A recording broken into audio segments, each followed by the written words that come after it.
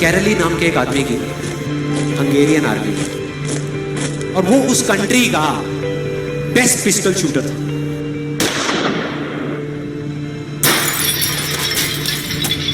जितनी भी national championships हुई थी उस कंट्री में, उसको वो जीत चुका था। और सबको ऑलमोस्ट कंफर्म था कि 1940s में जो ओलंपिक्स होने वाले हैं उसमें गोल्ड मेडल कैरली को ही मिलेगा। और उसने सालों से ट्रेनिंग करी थी। उसका एक ही सपना था, एक ही फोकस था कि मुझे अपने इस हाथ को दुनिया का बेस्ट शूटिंग हैंड बनाना है, बेस्ट बनाना है, बेस्ट बनाना है। और वो कामयाब हो गया, उसने बना लिया बेस्ट शूटिंग हैंड। सिर्फ 2 साल का फर्क था।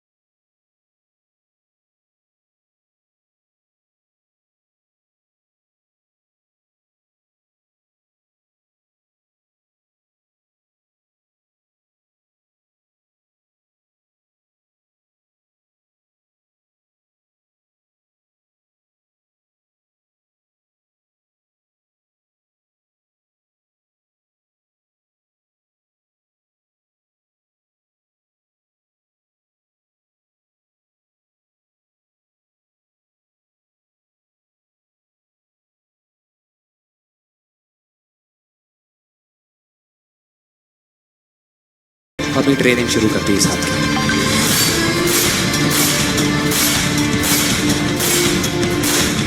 ट्रेनिंग के 1 साल बाद, मतलब कि 1939 में वो वापस आया। नेशनल चैंपियनशिप्स हो रही थी वहीं पे हंगरी में, और बाकी भी बहुत सारे पिस्टल शूटर्स थे वहां पे। उन्होंने जा करके उसको कांग्रेचुलेट किया, कहा कि यार देखो, ये होता है जज्बा, ये होती है स्पोर्ट्समैन स्पिरिट, कि इतना सब कुछ होने के बाद भी तुम यहां पर आए हो हमको देखने के लिए और हमारा हौसला बढ़ाने के लिए। किसी को नहीं पता था कि वो 1 साल से अपनी ट्रेनिंग कर रहा था लेफ्ट हैंड की, और उसने जवाब दिया, मैं यहां पर तुम्हारा हौसला बढ़ाने नहीं आया, तुम्हारे साथ कॉम्पीट करने आया हूं, तुमसे लड़ने आया हूं, तैयार हो जाओ। और कंपटीशन हुआ। बाकी सब वहां पर जितने भी लोग थे वो कॉम्पीट कर रहे थे अपने बेस्ट हैंड से। ये कॉम्पीट कर रहा था अपने ओनली हैंड से, ओनली हैंड से। कौन जीता? The man with the only hand, कैरली जीत गया। लेकिन वो यहां नहीं रुका। उसका गोल क्लियर था कि मुझे इस हाथ को इस कंट्री का नहीं, इस पूरी दुनिया का बेस्ट शूटिंग हैंड बनाना है। उसने अपना सारा फोकस उठा करके डाला 1940 पे, जब ओलंपिक्स होने वाले थे।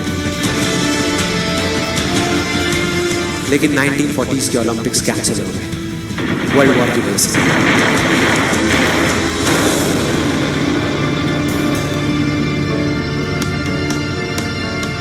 उसने अपना सारा फोकस उठा करके कहां डाल दिया? 1944 में जो ओलंपिक्स होने वाले थे उसके ऊपर। 1944 में जो ओलंपिक्स होने वाले थे वो भी कैंसिल हो गए वर्ल्ड वॉर की वजह से, फिर से कैंसिल।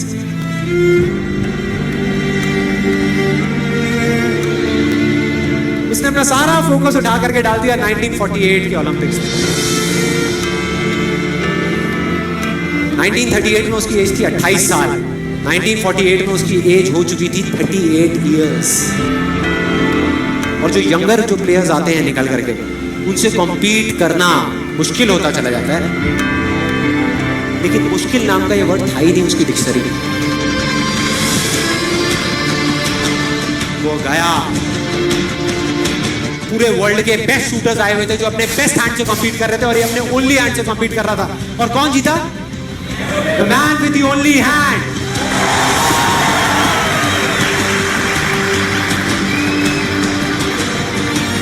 लेकिन वो तब भी नहीं रुका। 1952 ओलंपिक्स, दोबारा कंपीट किया उसने, और इस बार गोल्ड मेडल कौन जीता? कैरल ली।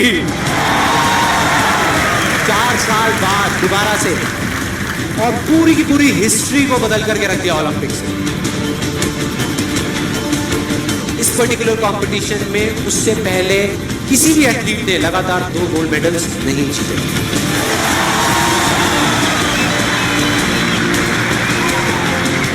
अब किसी भी लूजर के पास चले जाओ, उसके पास लिस्ट होगी बहानों की कि मैं इस वजह से फेल हुआ अपनी लाइफ में, इस वजह से मैं कुछ नहीं कर पाया। बहुत लंबी लिस्ट है।